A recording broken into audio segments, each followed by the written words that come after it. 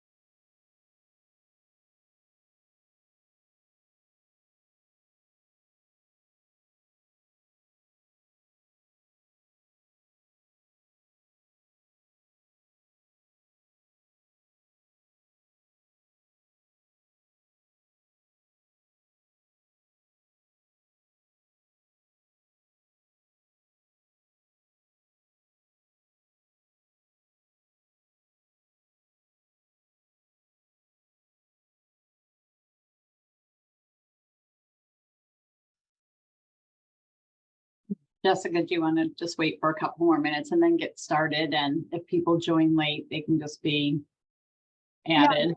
Yeah, sure. Okay. I can start now, or I can still wait for a couple minutes. Yeah, I'd give them like 1 or 2 more minutes. Okay. Mhm.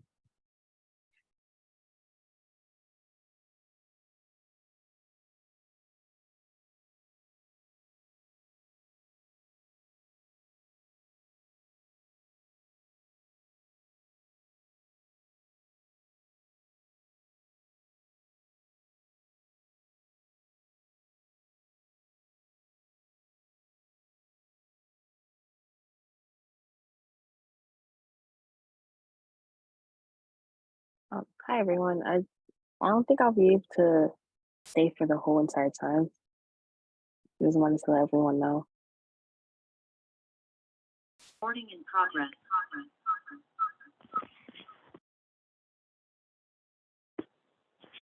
Oh, that's fine, Rachel.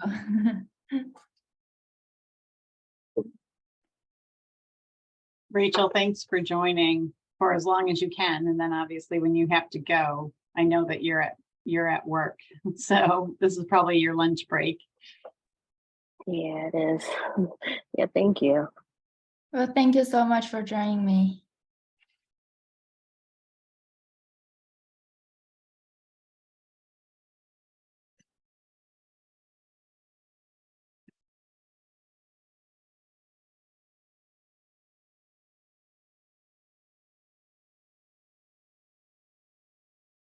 All right, let me share my screen for now.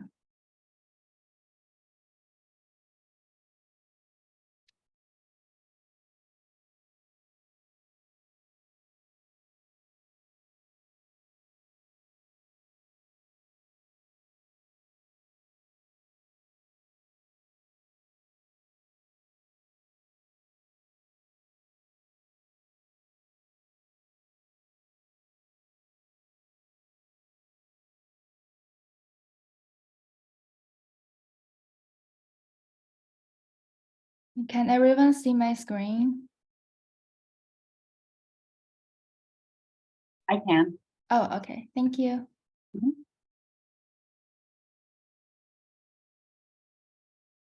Thank you, Catherine. Okay, should I start now? Yes, I would go ahead and start. Oh, okay. Hello, everyone. Welcome to my presentation today. My name is Jessica. I am a second-year master's student at SU. My major is in public health. I'm doing my APE internship this summer with Martha Ryan. She is my program coordinator at the Upstate Cancer Center, and she has guided me with the whole process of this lesson plan development. And she's also here today. So today I'm going to presenting some information about HPV and cancer prevention. So please feel free to unmute yourself or send messages to the chat box if you have any questions or comments. So before we start, so let's take a brief survey. There are about 11 questions asking about HPV and cancer information. So please feel free to scan this QR code here for the access, and we can come back in 1 minute for the survey.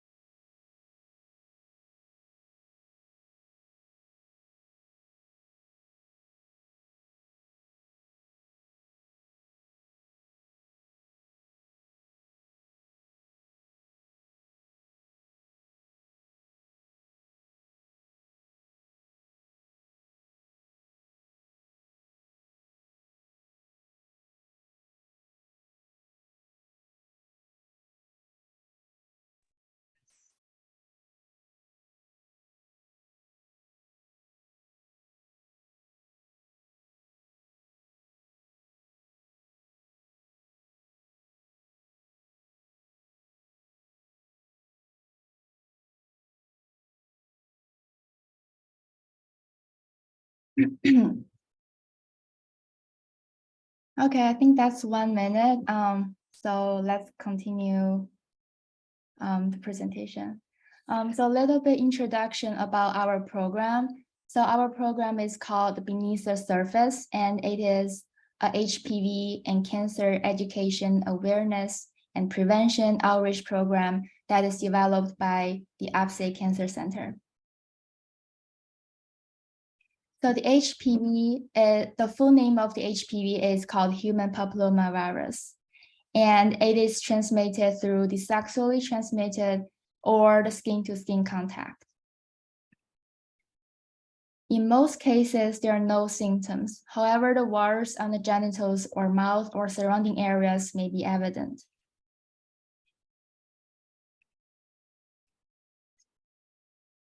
So as we knew, we are the cancer prevention program, but why we're talking about HPV today? There are certain connections between the HPV and cancers.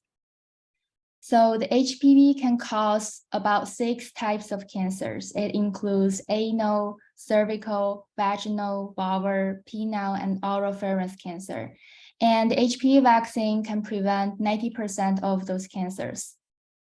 So let's consider 2 situations here, a person A and a person B. The person A is not vaccinated, but the person B is vaccinated. So what will happen to the person A is A will have an increased risk of HPV infection. And so far, there's no certain treatment for the HPV itself. And that will lead in the increased risk of cancers in the person A. However, in the person B, B will free from 9 HPV variants for the rest of their life. Here are the 3 posters includes some HPV facts. For example, there are almost all cases of cervical cancer are caused by the HPV, and HPV is pretty common. There are about 80% of people will get an HPV infection in their lifetime. And in the United States, there are about 43,000 people annually will have HPV-related cancers in their lifetime. So today from my presentation, you will learn some statistics of HPV, facts, preventions of HPV and cancer, link with the cancers, and considering making change as a public health professionals.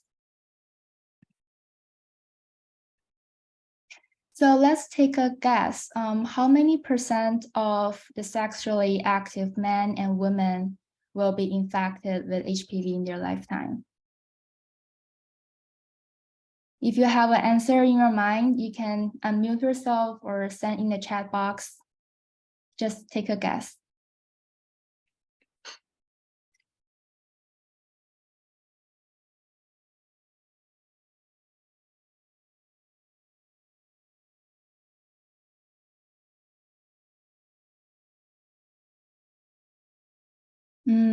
Thank you so much. I see the answers on the chat box. Yeah, that's right. So there are about 90% of sexually active men and 80% of sexually active women will be infected with HPV. So that's a huge number. And around 50% of the HPV infections involve the certain high-risk types of HPV, which can cause cancer. And this graph shows the global statistic of HPV prevalence with most common HPV types. For example, in Africa, Central America, North America, South America, and Mexico have the highest HPV rates. And in Asia and Europe have the lowest HPV rates. However, in Australia, although Australia is not highlighted in this map, but in Australia, they will wipe out with the cervical cancer by 2025 because they are mandating the HPV vaccination.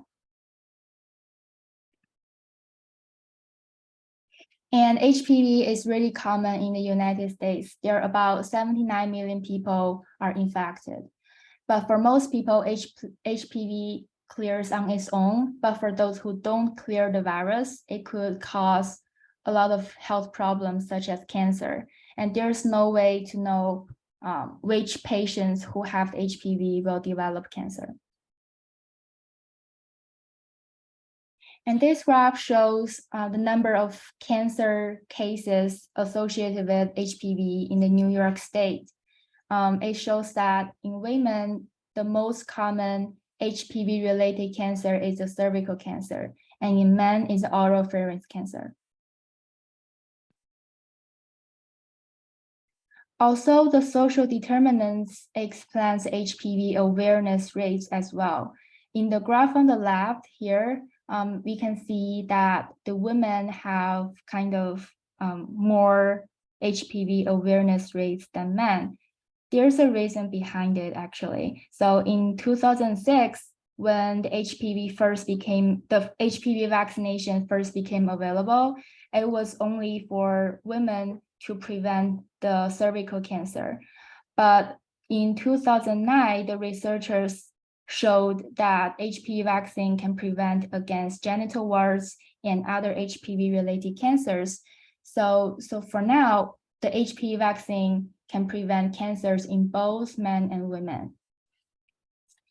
And the graph shows on the right display the HPV awareness rates by race and ethnicity. And we can see that white have the highest HPV awareness rate, and Hispanic and Blacks have a lower awareness rate.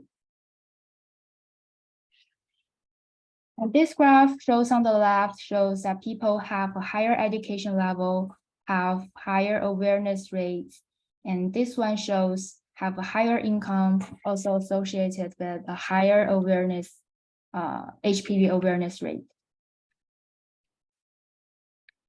And in the next two slides, they will display several trends of HPV-associated cancer incidence rates.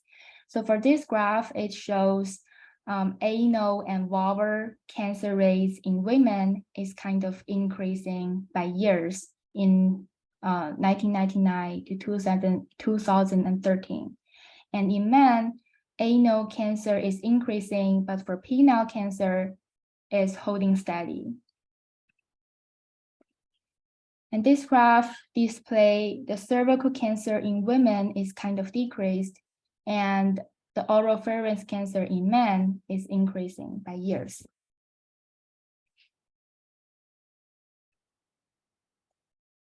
And this graph shows the oral HPV diagnosed cases among the college population. So this graph shows in all the race groups, men have the highest oral HPV cases, and women have the lowest in the college students.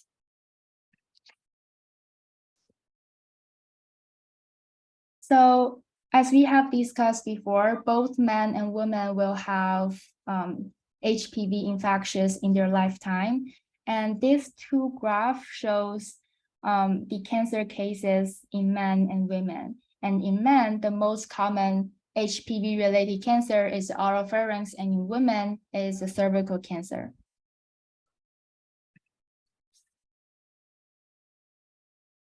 And some people might ask, does HPV cause health problems?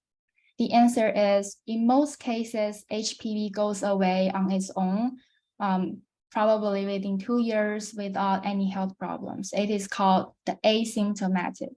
However, the asymptomatic HPV does not mean it do not spread to others. And it can also be symptomatic. When the HPV does not go away, it can cause health problems like genital warts and cancers.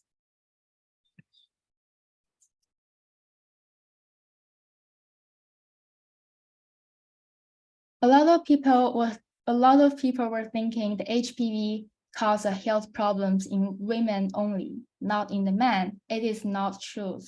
Well, the truth is the HPV can cause various types of cancers in men, and cancers in the throat are the most common HPV-related cancers found in men. And people were also thinking men can be screened to see if they're infected with HPV, and it is not true. The truth is there isn't a way to screen for the HPV in men until something already happened. For example, a lesion, a tumor, or a papilloma already grows. And And there are ways to screen for the certain cancers associated with HPV, but there isn't a good way to screen for the virus itself. So let's look at a YouTube video which can explain better. The human papilloma virus, it's most closely linked to. Okay, can everyone see the video?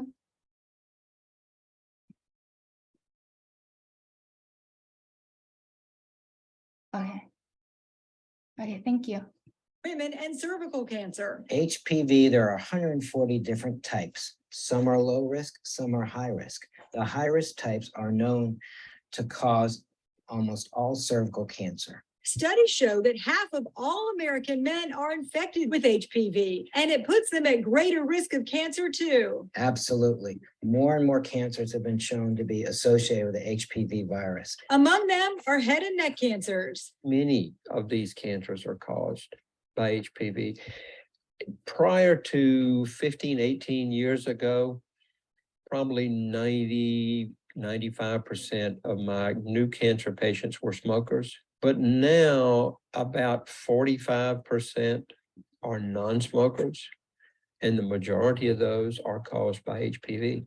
2/3 of tongue and tonsil cancers are caused by HPV. 80% of them are found in men. If caught early, their prognosis is good. Some of the smaller cancers in the base of tongue and tonsil will treat with radiation alone, particularly if it's HPV related. The HPV vaccine was originally promoted as a girls' vaccine. Since then, the CDC recommended it for boys as well, and not just to stop the spread of cervical cancer, but to keep them safe too. If we prevent the transmission of the virus, then we can prevent the cancer. If you have questions about HPV or the vaccine, consult your doctor.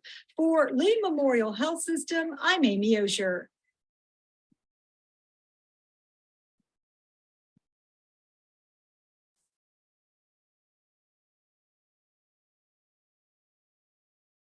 Okay, and the only way to detect for the HPV is through the cervical cancer screening test. However, this test is not telling you whether you have the cancer or not. It only tells you whether you have the HPV or not. And there are many HPV gene types which are considered as a high risk, include HPV type 16 and 18. 16 and 18 are considered the most risky types for the cervical cancer. And similar to the situation during the COVID-19 pandemic, when the first COVID case were found, a single dose of vaccine worked really well at that time. However, for now, we have a lot of variants of COVID, for example, Omicron or Delta, and the single one dose of vaccine doesn't work. We require the booster for now. And just like in the HPV vaccine, in 2006, when the HPV vaccine first found, it only for women to prevent the cervical cancer. But for now, it can prevent 6 types of cancer for both men and women. And the 6 types of cancer that can associated with HPV are the cervical, oral, vaginal, anal, vulvar, and penile.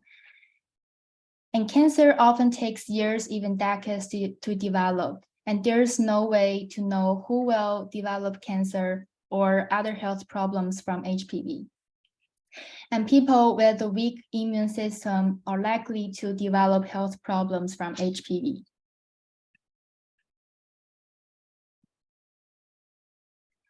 This is a global map of HPV vaccine coverage rates by regions and ages.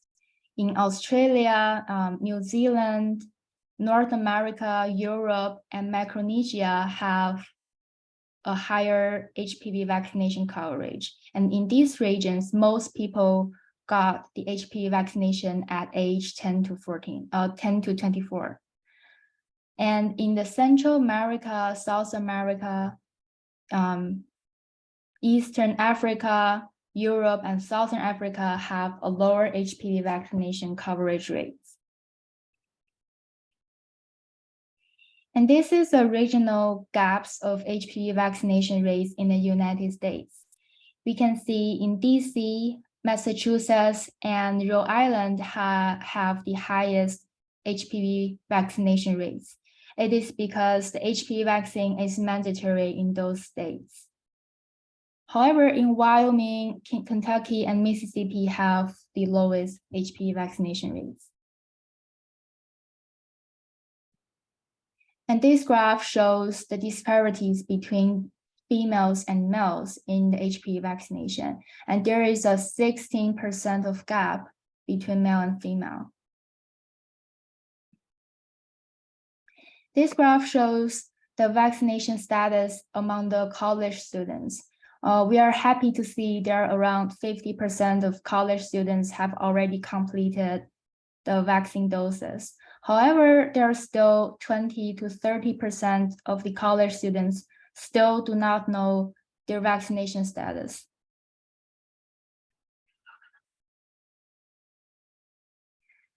So overall, there are around 3 types of HPV vaccines all over the world. However, in the United States, we are only using the 9-valent vaccine. The 9-valent vaccine can target most of the high-risk HPV types, include 6, 11, 16, and 18. So who should get HPV vaccine? The HPV vaccination is recommended at age 9 by Academic Pediatrics and American Cancer Society. And all the preteens need HPV vaccination. So they are protected from HPV infections that can cause cancer later in life. The CDC recommends 2 doses of HPV vaccine for all the adolescents at age 9. It can protect them long before they're ever exposed. So start with age 9, it requires 2 doses. At age 11 to 12, it also requires 2 doses of HPV vaccine. However, after age 13, it's considered as the late phase, and it requires 2 doses for age 13 to 14. Well, after age 15, it is required for 3 doses of HPV vaccine. And the younger the recipient of the vaccine, the better the immune response. So for the 2-dose series vaccination, there are around 6 to 12 months apart from each dose. And for the 3-dose series, it requires 2 to 3 months apart from each dose.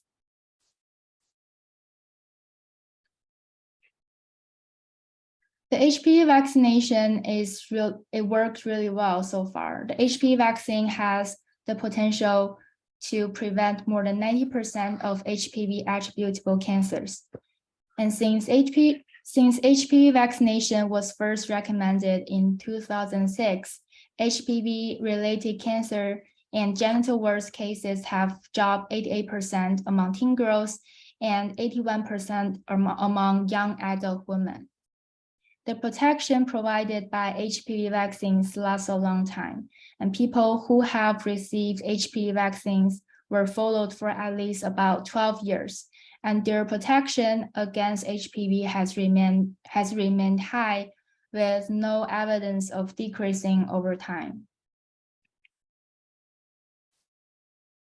The side effects of HPV vaccine include pain, swelling, redness, dizziness, fever, fatigue, headache, muscle, and nausea.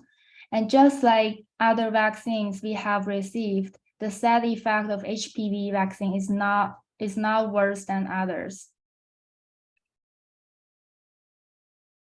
And there are certain people who shouldn't get HPV vaccine. For example, the pregnant women who have experienced yeast allergies, who already have a fever, and the person who had a previous lethal exposures.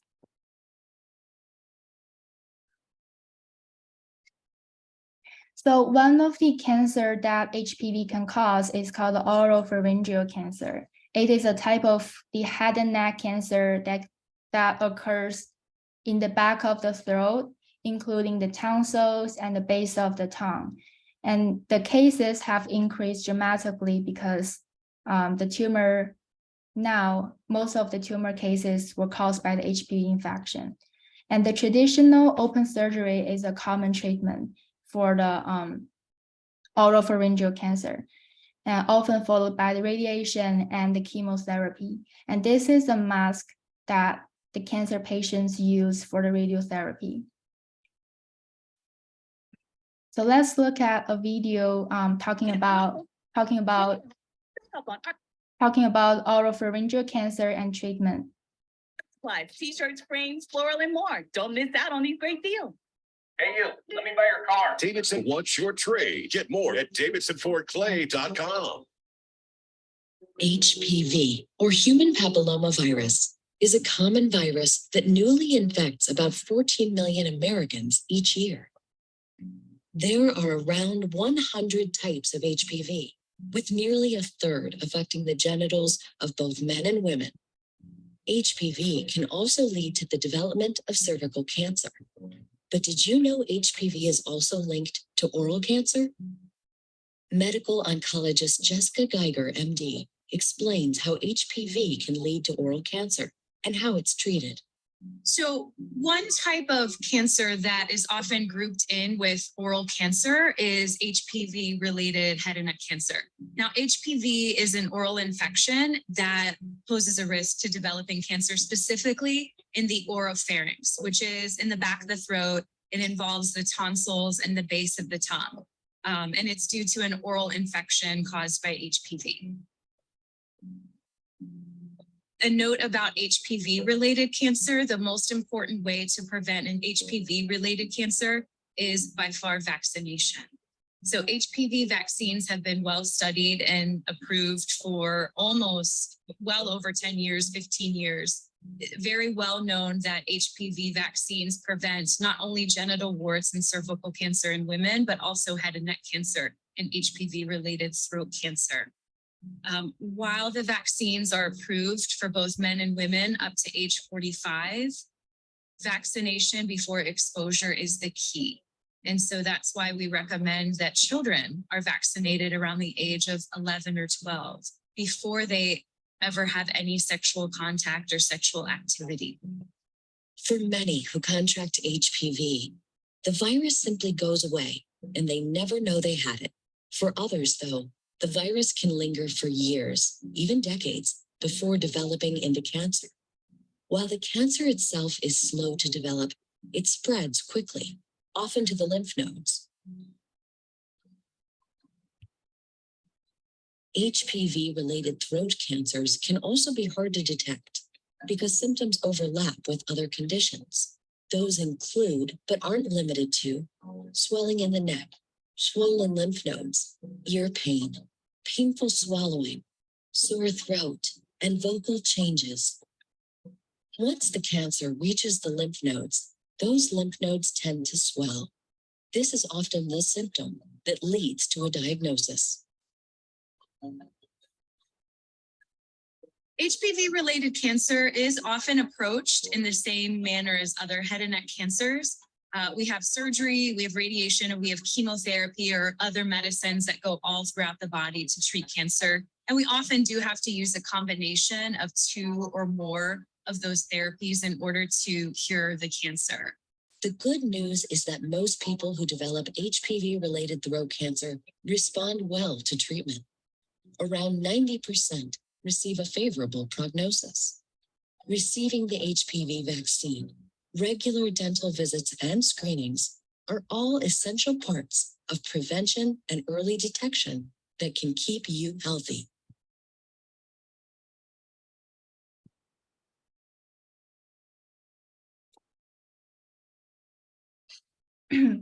And this year on the May, our program has collaborated with Nottingham High School at Syracuse, and their students in health and art class have made artworks by using the radiotherapy mask during the cancer treatment.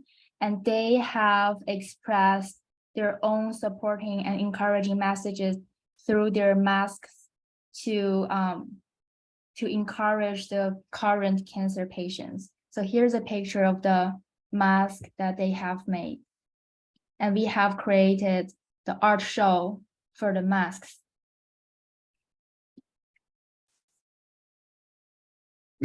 So there are two ways to prevent HPV. The first one is to get vaccinated.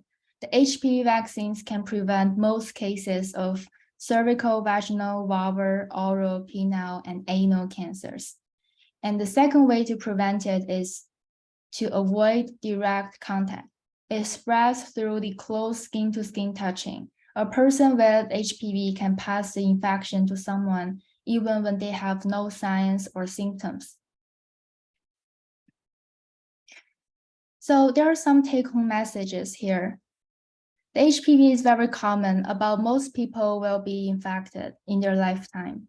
An HPV vaccine is safe and works well. It can prevent 92% of these, and it is recommended to start at age 9. There are 14 high-risk HPV gene types. 9 of these are associated with 6 types of cancers. Currently, there are no treatments for the HPV virus itself. And please be aware of HPV. It can cause 6 types of cancer. And know your vaccination status. And if you're not vaccinated, get your HPV vaccination because it can decrease the risk of 6 types of cancer. So as a final words, please fill out this survey. It's also like multiple choices questions asking about HPV information and cancer. And I guess that's the end of the presentation today. Thank you so much for you guys' participation. This is my pleasure to presenting in front of public health professionals and my classmates. So thank you so much.